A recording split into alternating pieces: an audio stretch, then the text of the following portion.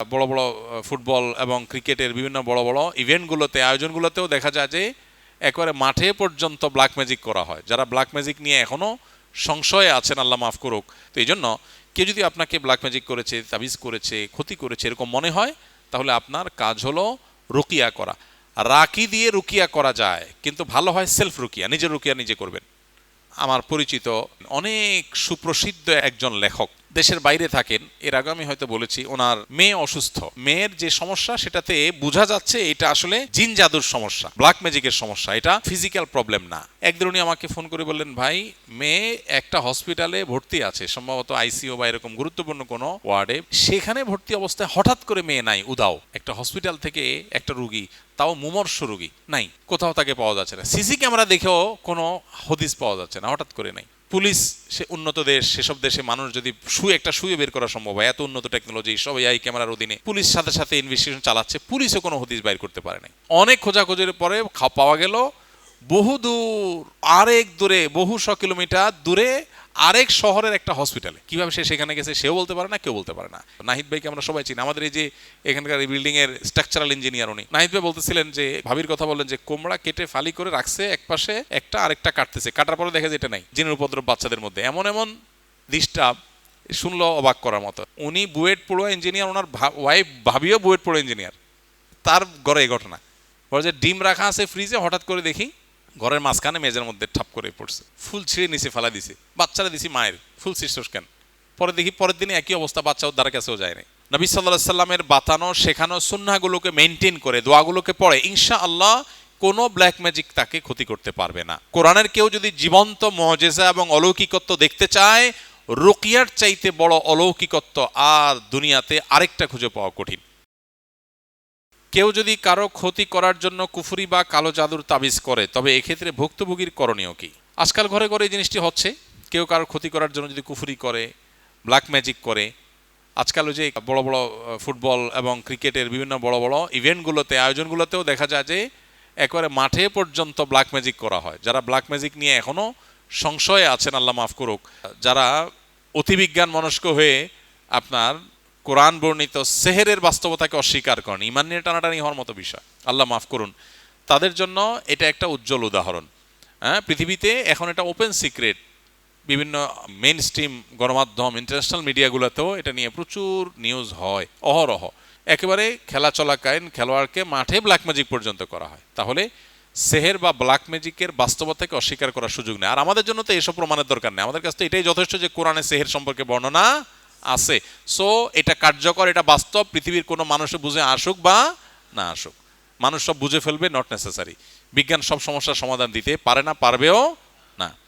এই জন্য কেউ যদি কাউকে ব্ল্যাক ম্যাজিক করেছে, কুফরি কালাম করেছে, তাবিজ কবজ করে ক্ষতি করেছে এরকম মনে হয়, তাহলে যিনি এরকম ভুক্তভোগী, তার করণীয় হবে প্রথম আল্লাহর দিকে রুজু হওয়া, আল্লাহর সাহায্য চাওয়া, আল্লাহর কাছে পানাহ চাওয়া, আশ্রয় চাওয়া। সেটা কিভাবে করবেন তিনি? প্রথমত এটার জন্য তিনি নিজস্ব আমলগুলো আগে থেকেই করবেন, যাতে করে এরকম কেউ ক্ষতি করতে না পারে। কেউ যদি নিয়মিত সকাল সন্ধ্যার দোয়াগুলো পড়ে, যেগুলোতে রক্ষা কবচ আমল আছে, কেউ যদি নিয়মিত নবী সাল্লাল্লাহু আলাইহি সাল্লামের বাতানো শেখানো সুন্নাহগুলোকে মেনটেন করে, দোয়াগুলোকে পড়ে, ইনশাআল্লাহ কোনো ব্ল্যাক ম্যাজিক তাকে ক্ষতি করতে পারবে না। চাঁদের 13, 14, 15 আইয়াম বীজের রোজা, এটা ব্ল্যাক ম্যাজিক থেকে মানুষকে সুরক্ষা দেয়। সূরা বাকারার তেলাওয়াত যদি শুনে, এটা মানুষকে সুরক্ষা দেয়। এরকম বহুবিধ উপায় আছে।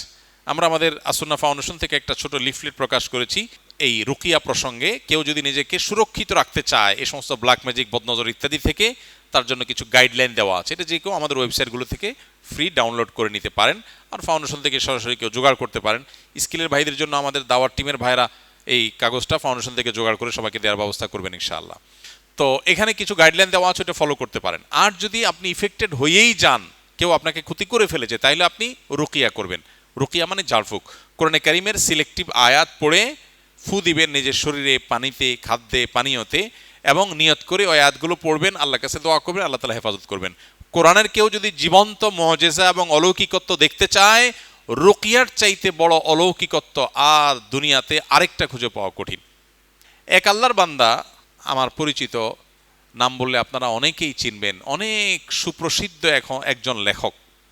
তার লেখালেখি ধাঁচ ধরন দেখে, দীর্ঘকাল থেকে তার যে অ্যাক্টিভিজম, এটা দেখে স্বভাবতই বোঝা যায় তিনি আসলে বামপন্থা অনুসরণ করেন। বামপন্থা অনুসরণ করার মানে তো আমরা বুঝি নাকি। এ আল্লাহর বান্দা দেশের বাইরে থাকেন। এর আগে আমি হয়তো বলেছি ওনার মেয়ে অসুস্থ, তিনি বিভিন্নভাবে আমার নাম্বার জোগাড় করার চেষ্টা করেছেন। এটা যখন আমি টের পেয়েছি আমি নিজে থেকে তার নাম্বার জোগাড় করে তার সাথে আমি যোগাযোগ করেছি। পরে আমি তাকে কিছু পরামর্শ দিয়েছি, এর বাইরে আরও কিছু ভাইরাও তাকে পরামর্শ দিয়েছেন। মেয়ের যে সমস্যা সেটাতে বোঝা যাচ্ছে এটা আসলে জিন জাদুর সমস্যা, ব্ল্যাক ম্যাজিকের সমস্যা। এটা মেডিকেল রিলেটেড ইস্যু না, নর্মাল আপনার শরীরের অসুবিধা অসুস্থতা না, এটা স্পিরিচুয়াল প্রবলেম, এটা ফিজিক্যাল প্রবলেম না, এটা মোটামুটি বোঝা যাচ্ছে। কিন্তু যেহেতু ওই যে বিজ্ঞান এটাকে স্বীকার করে না, এই জন্য ডাক্তাররা ওখানে তাদের যা আছে শারীরিক ট্রিটমেন্টের জন্য তারা ওইগুলোই করতেছে। দীর্ঘদিন ধরে করলেও কোনো ভালো হওয়ার নামগন্ধ নাই। একদিন উনি আমাকে ফোন করে বললেন, ভাই মেয়ে একটা হসপিটালে ভর্তি আছে, সম্ভবত আইসিইউ বা এরকম গুরুত্বপূর্ণ কোনো ওয়ার্ডে বা আপনার গুরুত্বপূর্ণ কোনো ডিপার্টমেন্টে। তো বলো যে সেখানে ভর্তি অবস্থায় হঠাৎ করে মেয়ে নাই, উদাও। একটা হসপিটাল থেকে একটা রুগী, তাও মুমূর্ষ রুগী, নাই। কিভাবে নাই? কোথাও তাকে পাওয়া যাচ্ছে না, সিসি ক্যামেরা দেখেও কোনো হদিস পাওয়া যাচ্ছে না, হঠাৎ করে নাই। পুলিশ, সে উন্নত দেশ, সেসব দেশে মানুষ যদি একটা শুয়ে বের করা সম্ভব হয়, এত উন্নত টেকনোলজি, সব এআই ক্যামেরার অধীনে, পুলিশ সাথে সাথে ইনভেস্টিগেশন চালাচ্ছে, পুলিশও কোনো হদিস বাইর করতে পারে নাই। অনেক খোঁজাখোঁজির পরে পাওয়া গেল বহু দূর, আরেক দূরে, বহু 100 কিলোমিটার দূরে আরেক শহরের একটা হসপিটালে। কিভাবে সে সেখানে গেছে সেও বলতে পারে না, কেউ বলতে পারে না। এর কোনো ব্যাখ্যা তাদের কারোর কাছে নাই, পুলিশের কাছেও নাই, এআই ক্যামেরার কাছেও নাই, কিন্তু সে সেখানে আছে। এরকম আরও অনেকগুলো ঘটনা আমাকে বললেন যে ভাই এগুলো ঘটেছে। এটা কয়দিন আগের ঘটনা, এই যে 1-2 মাস আগের ঘটনা। সর্বশেষ তিনি কয়দিন আগে আমি বলেছি আপনি রুকিয়া করে যান, কোরআনের তেলাওয়াত, রাকিদের সাথে যোগাযোগ করায় দেওয়া, আলহামদুলিল্লাহ তিনি করেছেন। মেডিকেল ট্রিটমেন্টও চলেছে আলহামদুলিল্লাহ। তিনি আমাকে যে কয়েকদিন আগে মেসেজ দিলেন, ভাই দেশে আসতেছি, আমার মেয়েটা এখন পুরোপুরি সুস্থ এবং পড়াশোনা করছে আলহামদুলিল্লাহ। কোরআনের অলৌকিকত্ব যদি কেউ দেখতে চায়, রুকিয়ার চাইতে কাছাকাছি কোরআনের অলৌকিকত্ব দেখার আরেকটা আইটেম পাওয়া কঠিন। তো এই জন্য কেউ যদি আপনাকে ব্ল্যাক ম্যাজিক করেছে, তাবিজ করেছে, ক্ষতি করেছে এরকম মনে হয়, তাহলে আপনার কাজ হলো রুকিয়া করা। রাকি দিয়ে রুকিয়া করা যায়, কিন্তু ভালো হয় সেলফ রুকিয়া, নিজের রুকিয়া নিজে করবেন। আপনি বলবেন আমি কিভাবে করব? রাকিদেরকে বলবেন ভাই কি কি আয়াত পড়ে ফু দেন, ওই আয়াতগুলো আমাকে জানায় দেন, ওই লিস্ট অনুযায়ী দেখে দেখে আপনি পড়ে ফু দেন, ব্যাস, দ্যাটস ইট। এটা রাকির মুখের আলাদা কোনো কারামতি নেই। কারামতি হলো কোরআনের, মজেজা হলো কিসের? কোরআনের। সো আমরা অনেকে এখানে ভুল ধারণার মধ্যে আছি, আমরা মনে করি না রাকিদেরকে দিয়েই রুকিয়া করাইতে হবে। হ্যাঁ, এটা ঠিক, রুকিয়াতে অনেক লম্বা কেরাত, লম্বা পড়তে হয়, সবাই সেটা পারে না, সেক্ষেত্রে রাকির সাপোর্ট নেওয়া যায়, কোনো অসুবিধা নেই। অনেক সময় অলসতা হয়ে যায়, নিজের দ্বারা হয় না, এই জন্য কাউকে আপনি সেট করলেন, ওকে রাকি দিয়ে করেন। কিন্তু রাখির মধ্যে কে ভেজাল, কে ভেজাল না, কে টাকার জন্য, কে ধান্দার জন্য, কে ফাঁকি দেয়, কে ফাঁকি দেয় না, আপনার সন্দেহ কনফিউশন আছে। আমরাও ব্যক্তিগতভাবে কাউকে সচরাচর অফিসিয়াল আমরা রেকমেন্ড করি না। এক্ষেত্রে সমাধান হলো নিজের রুকিয়া নিজে করা। আমার পরিচিত এরকম ভাই ব্রাদার আছে আলহামদুলিল্লাহ। আমাদের ইন্ডিয়ান নাহিদ ভাইয়ের কথা আমি বিভিন্ন সময় বলেছি যে ওনার বাসায় জিনের উপদ্রব বাচ্চাদের মধ্যে এমন এমন ডিস্টার্ব, শুনলো অবাক করার মতো। নাহিদ ভাইকে আমরা সবাই চিনি, আমাদের এই যে এখানকার এই বিল্ডিংয়ের স্ট্রাকচারাল ইঞ্জিনিয়ার উনি, আপনারা অনেকেই চিনেন। তো নাহিদ ভাই বলতেছিলেন যে কোভিড-19 সময় বলতেছিলেন, বলেন যে ভাবির কথা বললেন যে কোমড়া কেটে ফালি করে রাখছে এক পাশে, একটা আরেকটা কাটতেছে, কাটার পরে দেখে যে এটা নাই। নাহিদ ভাই এখনো বেঁচে আছে, জিজ্ঞাসা করতে পারেন। আমাদের এই বিল্ডিংয়েরই স্ট্রাকচার ইঞ্জিনিয়ার, এখানে আসেন প্রায়। উনি বুয়েট পড়ুয়া ইঞ্জিনিয়ার, ওনার ওয়াইফ ভাবিও বুয়েট পড়ুয়া ইঞ্জিনিয়ার। তার ঘরে এই ঘটনা, বলে যে ডিম রাখা আছে ফ্রিজে, হঠাৎ করে দেখি ঘরের মাঝখানে মেজের মধ্যে ঠাপ করে পড়ছে। ওনার বাসা আমি গেছি একবার, বাসার ওই যে বারান্দার ওখানে ফুলের টবে ফুল গাছে ফুল ধরে আছে, বলে যে ফুল ছিঁড়ে নিচে ফেলা দিছি, বাচ্চারা দিছি মায়ের, ফুল ছিঁড়ছস কেন? পরে দেখি পরের দিনে একই অবস্থা, বাচ্চা ওর কাছেও যায় নাই। আচ্ছা, এরপর আমি ওনাকে একজন রাকির কথা বললাম, ভাই এই রাকি, উনি বলছেন না রাকির থেকে আমি হেল্প নেবো কেন, আমি কোরআন পড়তে জানি, আমি রাকিতে হেল্প। রাকিরে ডাকে আনছে বাসায়, এনে বলছে ভাই কী কী আয়াত পড়বেন আমাকে লিস্ট দিয়ে আপনি চলে যান। এরপর উনি নিজে রুকিয়া করছেন, পরিপূর্ণ সুস্থ আলহামদুলিল্লাহ।